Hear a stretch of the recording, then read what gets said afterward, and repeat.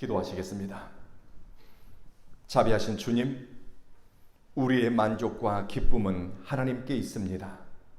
우연히 이 땅에 태어나 생물학적 시간을 보내고 사회적 역할만 하다 가는 것이 아니라 하나님과 동행하며 거룩한 꿈 꾸고 부르신 목적에 응답하며 사는 것이 참 사람의 길이라는 것을 깨닫게 하시니 고맙습니다. 예수를 알지 못했더라면 죄의 무게를 깨닫지 못했을 것이고, 죄를 인식하지 못했더라면 죄 사함의 은총을 누리지 못했을 텐데, 예수를 구주로 믿어 죄 사함의 은총, 거룩한 하나님의 자녀로 사는 길을 발견하게 하시니 감사합니다. 아침에는 하나님의 말씀으로 뜻을 정하니 삶을 대하는 자세가 되게 하시며, 밤에는 하나님이 베푸신 은혜를 기억하며 찬양과 감사가 입술에 고백이 되게 하소서.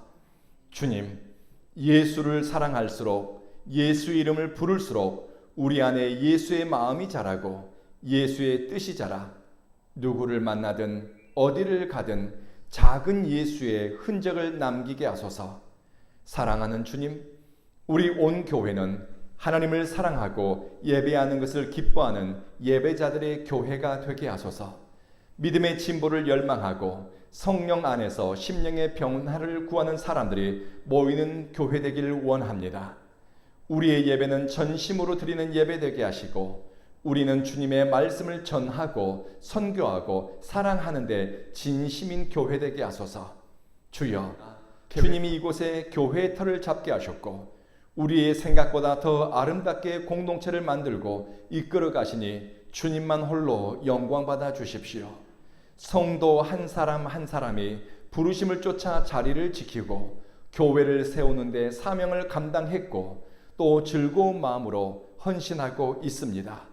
기쁨으로 안내를 하는 이들의 섬김, 찬양 인도와 악기를 연주하는 이들의 헌신, 은식 준비와 교회 관리, 드러나지 않는 곳에서 온 교회를 응원하고 지지하고 힘을 보태는 성도들의 열심과 사랑이 주님께 드리는 거룩한 제물이 되게 하소서.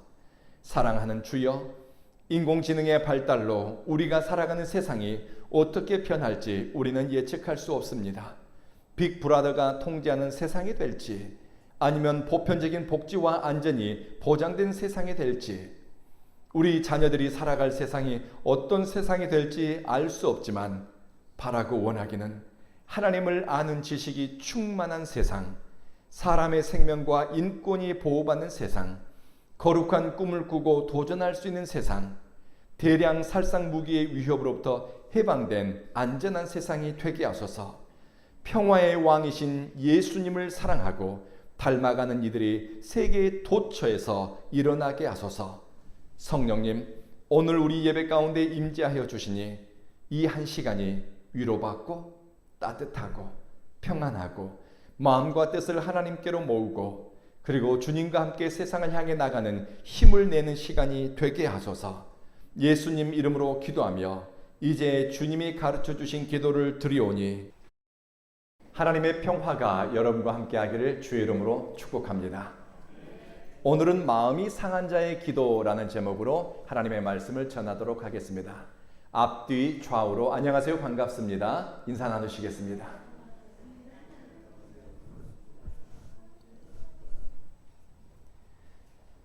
사망의 음침한 골짜기처럼 인생의 고난을 많이 겪은 분이 그 힘들었던 시간에 대해서 이렇게 이야기하는 것을 들었습니다. 나는 매일 밤 베개가 젖을 정도로 눈물을 흘렸습니다. 잠을 자도 깨어있고 쉬어도 피곤하고 좋은 날을 기대하는 것이 더 고통스러운 시간을 보냈다고 합니다. 오늘 우리가 읽었던 시편 102편을 쓴 시인도 이런 시간을 보냈습니다. 신음하고 지쳐 살이 빠지니 살 가죽이 뼈에 달라붙을 정도가 되었다고 합니다. 잠을 자려고 눕지만 도저히 잠들 수 없어 자신의 처지가 지붕 위에 외로운 새처럼 느껴졌습니다.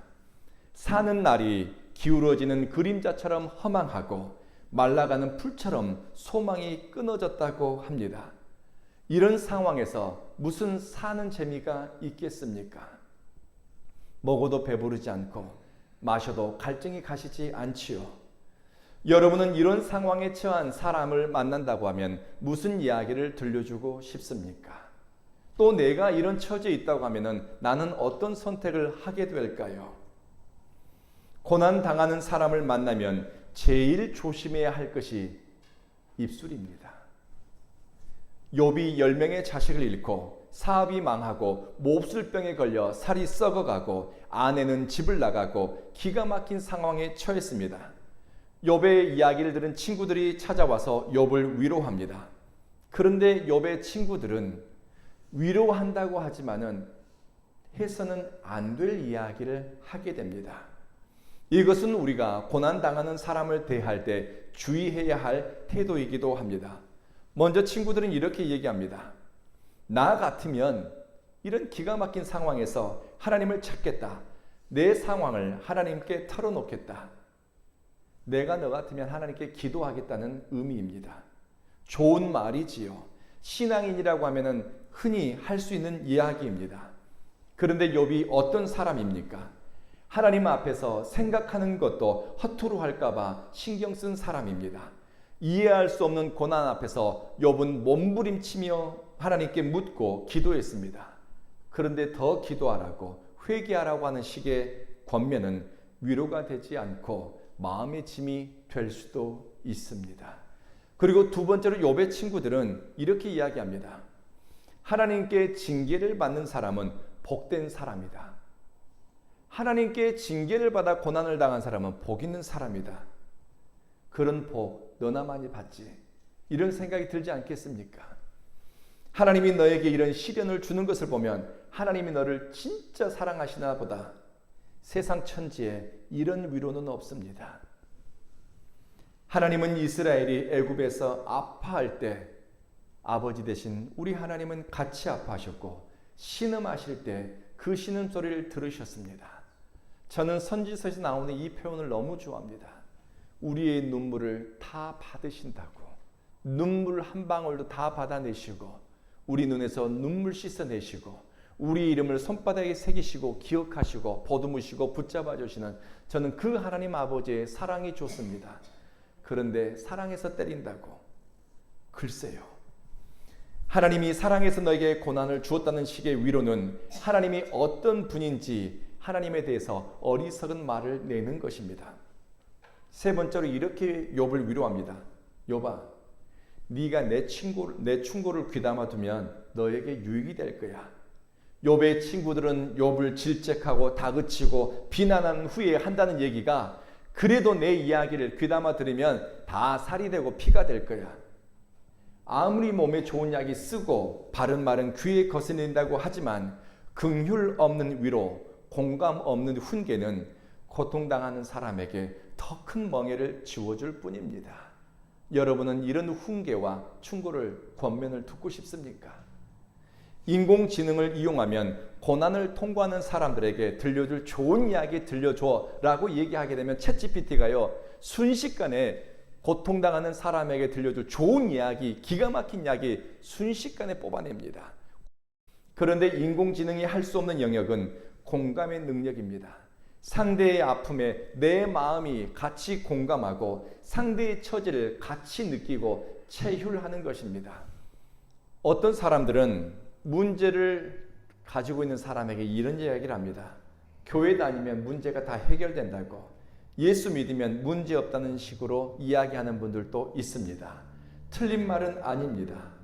그런데 정말 그럴까요? 살다 보면 필요한 것이 꼭 정답만이 아니라 공감하고 등 두드려지는 침묵이 우리에게 답이 될 때도 있습니다. 우리 주변에 신앙을 갖고 있지만 감당하기 버거운 문제 앞에서 헉헉대는 사람들이 있습니다. 여러분 주변에도 있습니다. 주님을 사랑하고 정말 주님을 열망하지만 내 눈앞에 있는 문제 때문에 쓰러질 것 같은 그런 사람도 있습니다.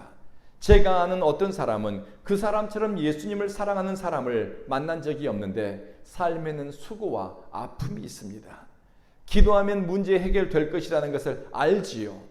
또 주님이 도와주시면 어려운 고비를 넘어설 것이라고 믿지요. 그런데 기도할 의지와 힘을 잃어버린 하나님의 사람도 있습니다. 믿음이 없는 것이 아닙니다. 자신을 압도하는 문제 앞에서 숨을 쉴 수가 없는 겁니다. 내 능력보다 너무 큰 문제 앞에서, 기가 막힌 상황 앞에서 무엇을 해야 될지 갈피를 잃어버린 겁니다. 주저앉은 겁니다. 신앙이 인생의 모든 답을 알려준다고 말하는 사람도 있지만, 신앙은 우리가 삶을 대하는 태도, 내게 주어진 시간과 타인을 바라보는 자세에 변화를 가져다 줍니다. 무엇보다 신앙은 내 존재의 의미와 가치, 고통 앞에서의 선택, 창조주 하나님과의 관계성 속에서 나와 사물을 인식하고 이 고난에 대한 의미를 해석하게 됩니다. 우리가 오늘 읽은 시편 102편은 고난당한 자가 마음이 상하여 그의 근심을 여호와 앞에 토로하는 기도라고 하는 굉장히 긴 제목이 붙어 있습니다. 고난당하는 자의 기도입니다. 마음 상한 사람이 하나님 앞에서 토해내는 그의 울분이고 상처이고 아픔입니다. 이 시를 쓴 사람은 굉장히 신실한 사람이고 하나님을 사랑하는 사람입니다. 하나님의 속성에 대해서도 잘 알고 있습니다. 그런데 너무 힘든 시간을 보내고 있는 겁니다. 고난의 한가운데에서 어떻게 해야 될지 종잡을 수가 없습니다. 그럼에도 불구하고 하나님과의 관계성을 찾고 나는 어떻게 존재해야 될지 묻고 답을 찾기 위해서 몸부림을 치고 있습니다. 사람이 어려운 일 당한다고 모두 다 주님께 기도하는 것은 아닙니다. 기가 막힌 일을 당했을 때 그 일을 회피하기 위해서 다른 것으로 내 의식을 잃거나 다른 것으로 현실을 도피하려고 시도하는 사람들이 있습니다. 시험과 환난을 만났을 때 기도할 의지를 가진 사람은 강한 사람입니다. 새벽이든 아침이든 깨어 기도하고 금식이든 철야든 뜻을 정하여 기도하겠다고 뜻을 정하는 사람은 지혜로운 사람입니다. 제 동기 목사님이 중환병에 걸렸습니다. 그는 충성스럽게 사역했고 헌신적인 사람이었습니다.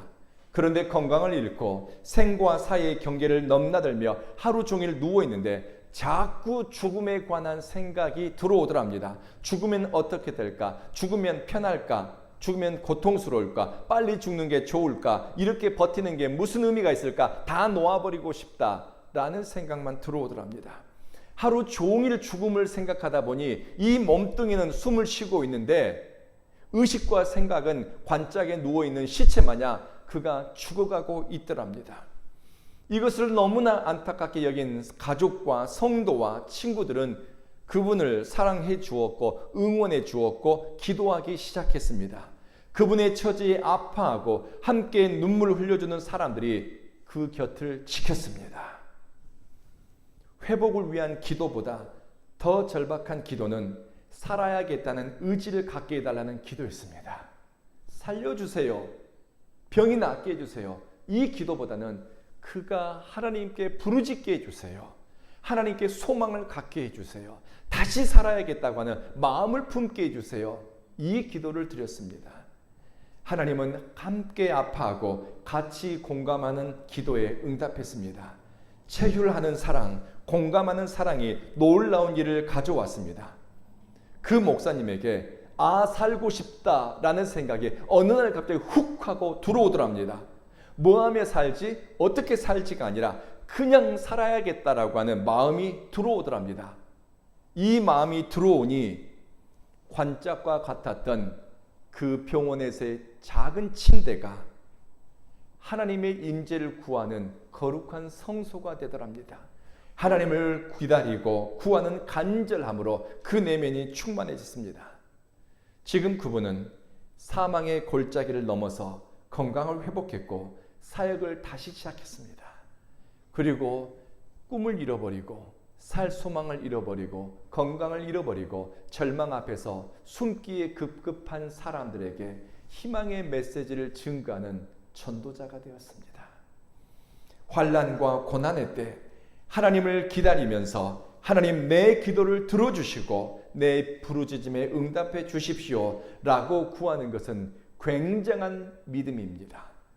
인생이 날아가는 연기처럼 부질없다고 느껴지고 뼈마디가 불타는 것처럼 고통스럽고 음식을 먹을 수 없을 뿐만 아니라 이 마음속에는 절망, 죽음, 포기 이런 생각으로 가득 찼을 때 오늘 시인은 하나님을 떠올렸습니다. 부르짖지만 하나님이 숨어버린 것처럼 막막한 상황에서도 계속해서 하나님을 찾고 부르짖고 그분이 내게 나타날 것이다, 응답하실 것이다 소망하고 기대하고 기다리면서 하나님을 의지합니다. 이것이 믿음입니다. 이것이 하나님을 향한 사랑입니다. 시인이 이렇게 버티면서 기도하고 신뢰함으로 구할 수 있었던 것은 하나님은 어떤 분인가 하나님에 대한 확신 때문입니다. 하나님은 어떤 분인가? 시편 102편에 이렇게 고백합니다. 헐벗은 사람의 기도를 들으시고 그들의 기도를 업신여기지 않는 하나님에 관한 확신입니다.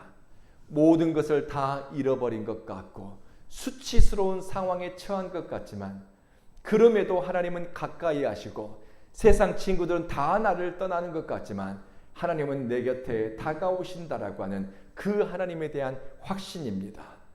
시인은 울더라도 하나님 앞에서 울고 서러움을 쏟아낼 수 있었던 것은 갇힌 사람의 신음소리를 듣고 죽게 된 사람을 풀어놓아주는 하나님의 긍휼에 대한 신뢰 때문입니다. 심지어 신음하다 지쳐 울 기력이 없는 상황에서도 나는 하나님을 떠올린다고 합니다. 기가 막힌 웅덩이에 빠지게 되면 무엇을 떠올리십니까? 내 힘으로 솟아나올 수 없는 처지에 처하게 되면 여러분 무슨 생각이 퍼뜩 듭니까? 시인은 더 이상 울 수조차 없는 상황에서도 나는 하나님을 떠올린다라고 이야기합니다. 이 신앙, 이 고백, 이 확신, 이 믿음이 우리가 붙잡아야 할 것이고 이것이 우리의 자녀들에게 전해줘야 될 믿음인 줄로 믿습니다. 이렇게 기도하는 시인의 모습이 얼마나 딱했는지 자신의 처지를 이렇게 표현합니다. 살가죽이 뼈에 붙었어요. 눈은 쑥 들어가고 광대뼈만 튀어나왔어요. 잠을 잘 수 없어 고통스러운 순간을 1분 1초도 잊을 수가 없어요. 조롱하고 나를 모욕하고 비웃는 사람들이 떠나지를 않습니다. 사람이 아프다고, 무너졌다고, 망했다고, 실패했다고 다 아파해 줄까요? 그렇지 않습니다. 나쁜 마음을 가진 사람은, 악인들은 다른 사람의 실패와 다른 사람의 어떤 아픔을 보면서 깔깔거리고 낄낄거리고 웃습니다. 조롱합니다. 비웃습니다. 자칫하면 고난당할 때 우리의 시선과 우리의 관심이 하나님의 능력이 아니라 수근수근하는 악인들과 그 상황에 빼앗길 수 있습니다. 환난을 통과하면서 내가 정금처럼 빚어질 것이다 연단되어지고 다듬어질 나를 기대하기보다는 절망과 자포자기할 수밖에 없는 그 상황에 붙들리는 경우도 있습니다. 오늘 시인을 조롱하고 비우는 악인들에게는 특징이 있습니다. 점잖은 채, 교양이 있는 척, 품위가 있는 척, 믿음이 있는 척 하지만 본질적으로 그들의 내면에는 긍휼이 없습니다. 마음이 비뚤어져 있으니 보는 것마다 삐딱하고 말하는 것마다 상처를 주고 상하게 하는 것들입니다. 타인의 고통과 절망은 헤아리지 않고 모질고 완고한 태도로 사람을 대합니다. 모든 사람이 내 아픔에 같이 공감하는 것은 아닙니다. 그리고 내 곁에 있는 사람들의 아픔과 슬픔과 절망에 여러분 모두가 다 공감하고 안타까워 할 수 있는 것도 아닙니다. 내 자신을 들여다보면 내가 얼마나 모질고 나쁜 사람인지 겸손한 사람은 깨닫게 됩니다. 영화 I Can Only Imagine이라고 하는 영화가 있습니다. 몇 년 전에 나왔는데요. 내가 할 수 있는 것은 오직 상상하고 기대하는 것뿐입니다. 라고 하는 내용이에요. I Can Only Imagine. 이 영화는 어렸을 때 가정학대를 당한 한 찬양 사역자의 실화를 영화로 만든 것입니다. 주인공은 어렸을 때 아버지에게 가정학대를 많이 당했습니다. 두들겨 맞고 언어폭력과 물리적인 폭력과 사랑을 받지 못하고 이 마음속이 파괴되어진 상태에서 성인이 되었습니다. 근데 이 아이에게는 음악적 탤런트가 굉장히 많았어요. 예수를 믿었습니다. 그런데 예수를 믿고 찬양하고 하나님을 예배하지만 이 내면에는 해결되지 않는 상처가 있었습니다. 누구에게 받은 상처일까요? 부모에게 받은 상처입니다. 아버지에게 받은 상처이고 사랑하는 사람에게 받은 상처이고 사랑했던 연인에게 받은 상처였습니다. 이 주인공은 긍정보다는 부정이 그리고 자포자기하는 것에 길들여지면서 성장합니다. 사람들은 야 너는 재능이 없어 그만둬 포기해 그만큼 하면 됐다라고 이구동성으로 그만두라고 얘기하며 다 쓸데없는 얘기야. 꿈이 밥 먹여주냐고 얘기합니다. 심지어 그가 신뢰했던 아버지마저도 야 이놈아 꿈이 밥 먹여주니 다 포기해 쓸데없는 짓이야 라고 이야기합니다. 그런데 한 친구가 너의 고통으로부터 도망치지 마. 너의 고통이 영감이 되도록 놔줘. 그러면 너는 사람들이 신뢰할 만한 어떤 것을 가지게 될 거야 라고 이야기합니다. 너의 고통이 영감이 되도록 놔둬. 고통으로부터 도망치지 마. 이 이야기를 들었을 때 주인공은 충격을 받습니다. 그리고 어려움, 불리한 환경에 맞섭니다. 그리고 자신을 학대했던 아버지를 찾아갑니다. 아버지와 화해를 합니다. 그리고 그들은 그리스도 안에서 이 상처가 싸매지고 회복되어지는 놀라운 경험을 하게 됩니다. 주인공은 노래를 씁니다. I can only imagine. 내가 할 수 있는 것은 오직 상상하고 기대하는 겁니다. 이 노래를 부르는 수많은 루저라고 생각하는 사람들, 실패한 사람들이 꿈을 갖게 되었고 소망하게 되었고 기대하게 되었고 꿈꾸게 되었습니다.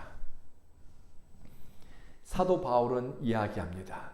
우리를 절망하게 만들고 두려움에 빠지게 하는 것은 종의 영이다.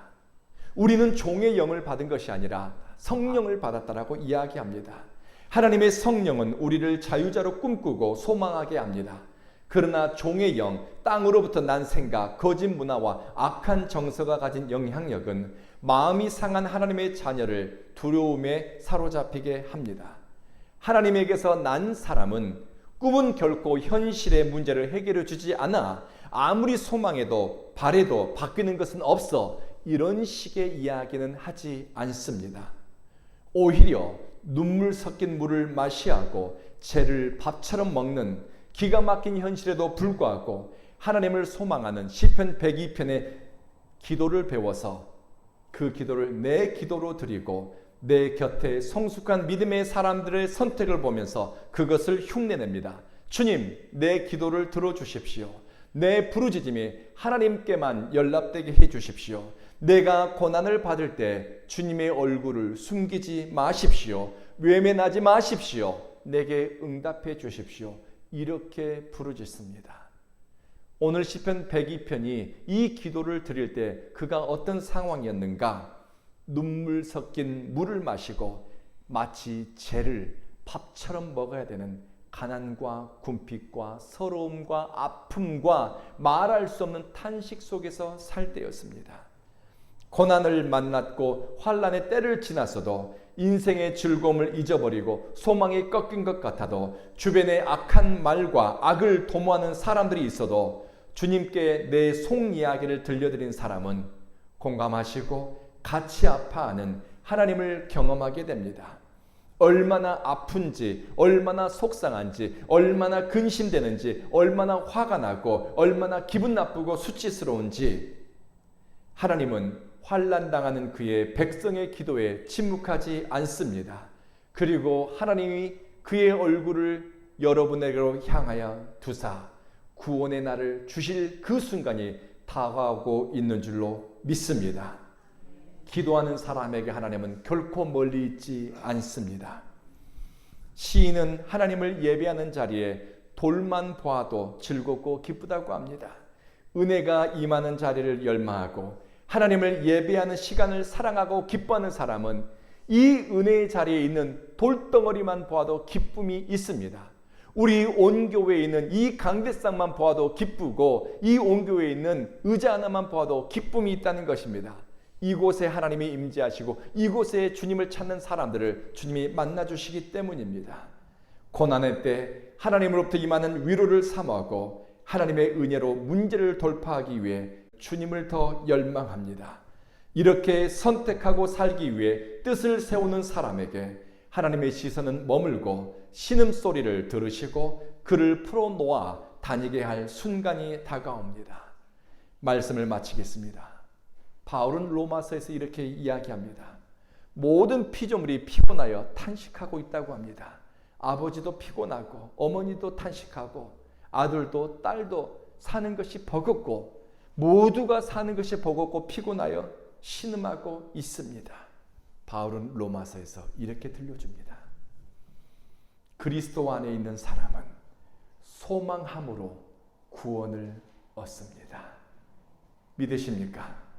소망함으로 구원을 얻습니다. 사랑하는 성도 여러분, 크고 작은 환난을 만나 도저히 빠져나갈 길이 보이지 않을 때 우리를 기가 막힌 웅덩이에서 건지시는 하나님을 기억하고 부르십시다. 심령이 상하여 애통하는 자들의 마음을 살피고 그 입술의 말을 기억하는 하나님을 기다리고 그분을 소망합시다.